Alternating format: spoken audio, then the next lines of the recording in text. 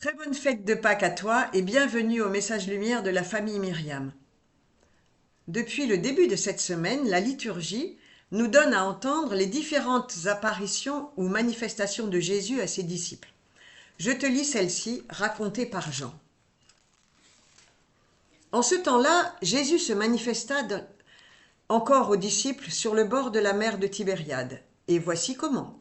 Il y avait là ensemble Simon-Pierre avec Thomas, appelé Didyme, c'est-à-dire jumeaux, Nathanaël de Cana de Galilée, les fils de Zébédée et deux autres de ses disciples. Simon-Pierre leur dit : « Je m'en vais à la pêche. » Ils lui répondent : « Nous aussi nous allons avec toi. » Ils partirent et montèrent dans la barque. Or, cette nuit-là, ils ne prirent rien. Au lever du jour, Jésus se tenait sur le rivage, mais les disciples ne savaient pas que c'était lui. Jésus leur dit : « Les enfants, auriez-vous quelque chose à manger ? » Ils lui répondirent : « Non. » Il leur dit : « Jetez le filet à droite de la barque, et vous trouverez. » Ils jetèrent donc le filet, et cette fois, ils n'arrivaient pas à le tirer tellement il y avait de poissons.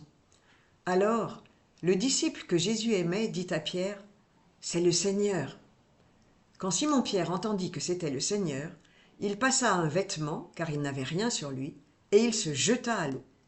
Les autres disciples arrivèrent en barque, traînant le filet plein de poissons. La terre n'était qu'à 100 de mètres. Une fois descendus à terre, ils aperçoivent disposé là un feu de braise avec du poisson posé dessus et du pain. Jésus leur dit : « Apportez donc de ces poissons que vous venez de prendre. » Simon-Pierre remonta et tira jusqu'à terre le filet plein de gros poissons. Il y en avait 153. Et malgré cette quantité, le filet ne s'était pas déchiré. Jésus leur dit alors : « Venez manger. » Aucun des disciples n'osait lui demander : « Qui es-tu » Il savait que c'était le Seigneur.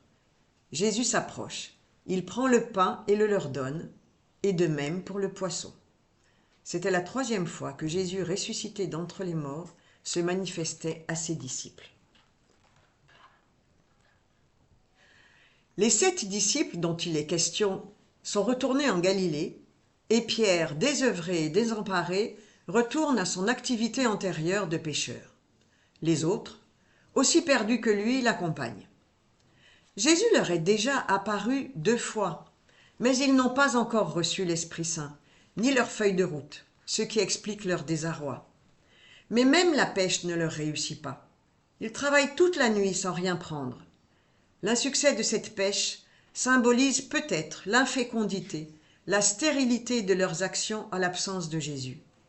Il en est sûrement de même pour nous, lorsque nous prenons des décisions importantes ou agissons en comptant sur nos propres forces seulement, sans nous appuyer sur la présence de Jésus en nous. Et voilà qu'un homme se tient sur le rivage et leur demande s'ils ont de quoi manger. Nous savons, nous, que c'est Jésus, mais eux ne le reconnaissent pas, comme Marie-Madeleine, les disciples d'Emmaüs et les 11 apôtres dans les récits précédents. Cette non-reconnaissance de Jésus ressuscité signifie la transformation opérée en Jésus par la résurrection.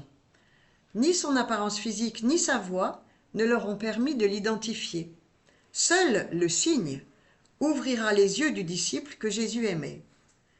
Et pourtant, la parole de Jésus conserve la même autorité sur les disciples et la même efficacité sur les éléments. Pierre, qui est un pêcheur aguerri, accepte de jeter ses filets une dernière fois à droite de la barque, à la demande de Jésus. Il est docile à ses suggestions, alors même qu'il ne le reconnaît pas. Jésus vient à la rencontre de ses amis dans leur activité quotidienne. C'est encore vrai aujourd'hui pour nous aussi.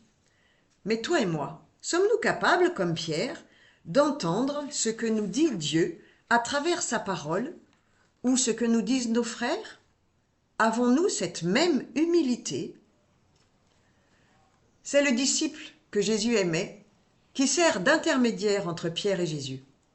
C'est lui qui, devant cette pêche extraordinaire, reconnaît l'action de Jésus et dit à Pierre : « C'est le Seigneur. » Pierre alors, avec sa fougue habituelle que l'on reconnaît, laisse les autres dans la barque se débrouiller avec tous ces poissons et se jette à l'eau pour retrouver Jésus au plus vite. Comment est-ce que je montre ma joie lorsque je reconnais la présence du Seigneur dans ma vie? Est-ce que cela me remplit d'une ardeur nouvelle? Jésus leur demande d'apporter des poissons qu'ils viennent de prendre. Ils décident alors de les compter et en trouvent 153. C'était le nombre d'espèces différentes de poissons que l'on connaissait à l'époque. Saint Jérôme interprète cela comme la plénitude. Quand Dieu donne, il donne avec magnificence. Rappelons-nous les noces de Cana et les 600 litres d'eau changés en vin.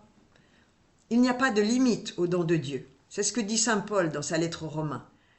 Il n'a pas épargné son propre Fils, mais il l'a livré pour nous tous. Comment pourrait-il, avec lui, ne pas nous donner tout?